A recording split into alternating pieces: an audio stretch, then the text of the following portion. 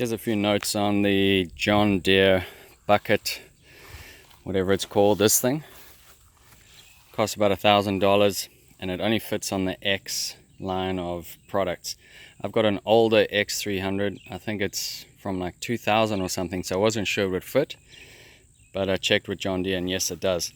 This thing is great. Obviously it's not as good as a backhoe or a bobcat, but for what it is, it's really good. But the problem is with this old X300, you can't buy the wheel weights. So the only place I could figure to put something on was on the back there, which goes on the main shaft. So all the weight goes on the back axle. And I wasn't going to pay, they were like $300 for some stupid piece of whatever. So I made this beauty. Well, I think it's beautiful. So let's start at the beginning. Basically, concrete block made in a wood form, exactly the size, so it fits all that. And then these bolts that are embedded in the concrete are spaced so they fit in those holes, and it works really well. You can't really operate the bucket without this weight because your tires keep slipping. So this thing weighs about 100 pounds. I think I put 100 pounds of concrete, obviously.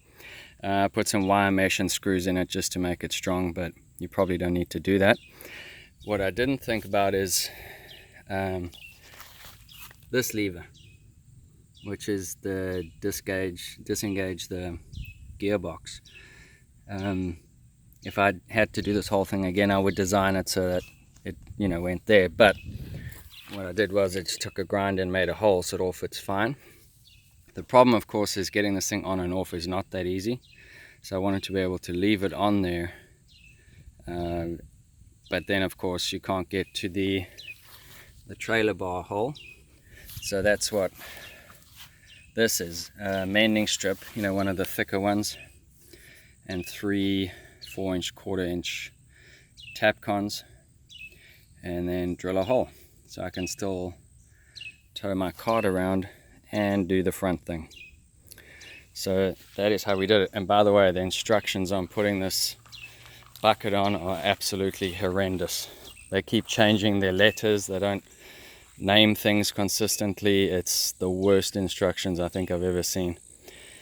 So you might be better off just looking it up on YouTube for a video, because once you got the idea of it, it's not that hard. It's just following the instructions are terrible. So okay, so here we go. We got my X300, my bucket, and my I think probably cost me about $10.